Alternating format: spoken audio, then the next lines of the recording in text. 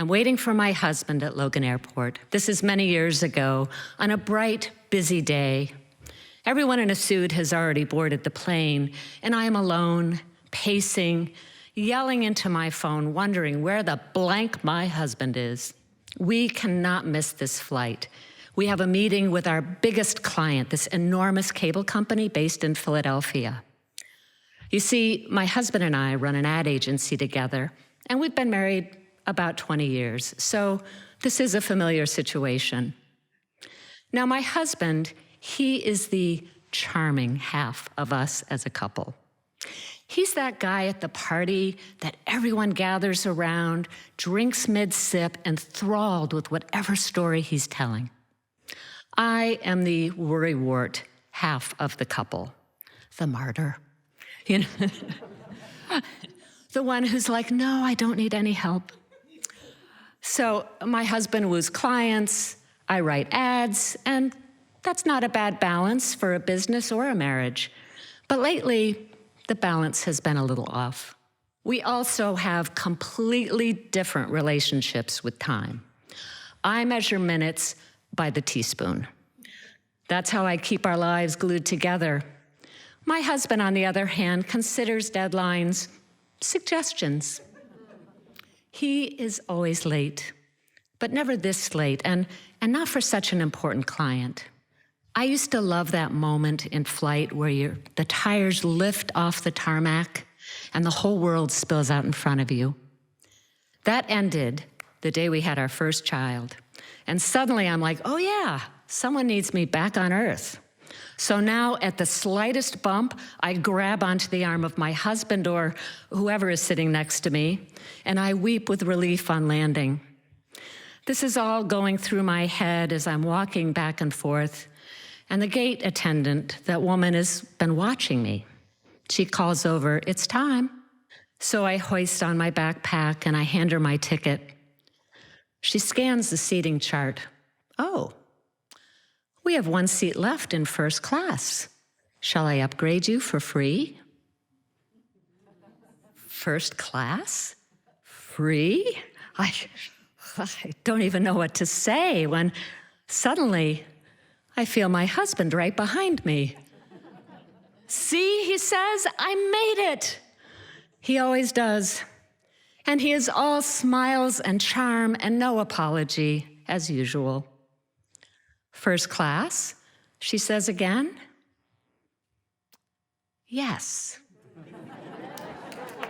Yeah. Yes, thank you. And it dawns on my husband that I have been offered something that does not include him. What? He says, you're going to abandon me and coach alone? You bet. That's what he gets always being late, right? So I walk on the jetway and I find my seat in first class, and my husband trudges behind me with the bags and disappears into coach.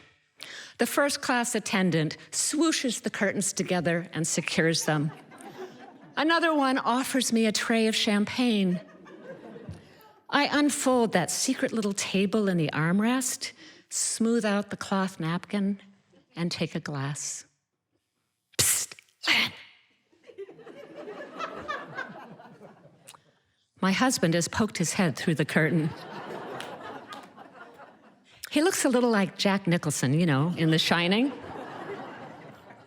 And then he says in this deep, godlike voice, as if he is summoning the powers of the universe, "You will be punished."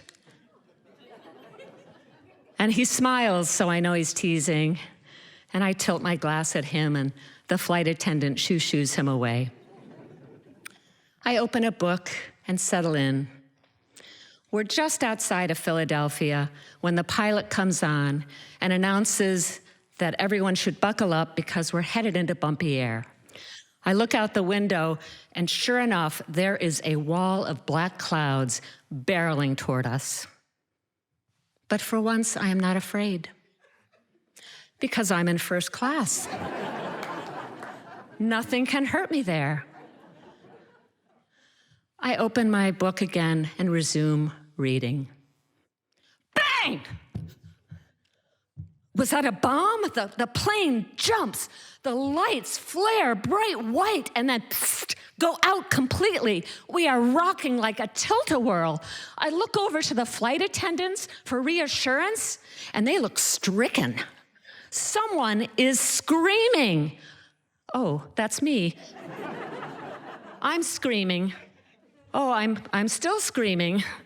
And then the flight levels out, lights flicker back on, and the flight attendant smooths her uniform and picks up the mic and says, "Well, folks, first class just got hit by a little lightning.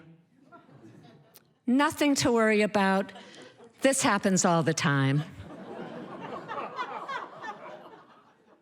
This does not happen all the time. I have flown so many business flights through storms and over mountains. This has never, ever happened to me before. Psst, land.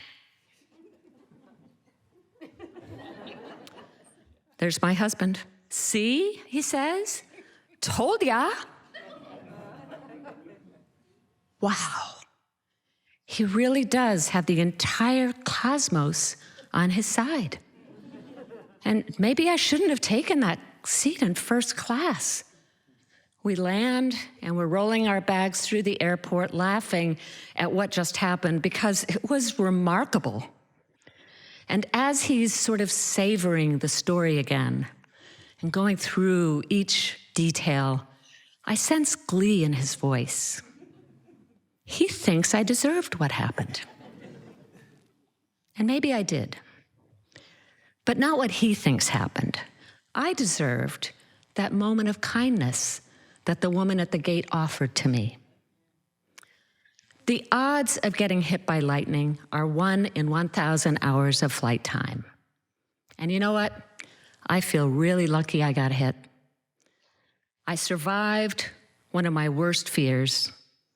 I landed, I got back to my kids safely, and I learned maybe not to worry so much.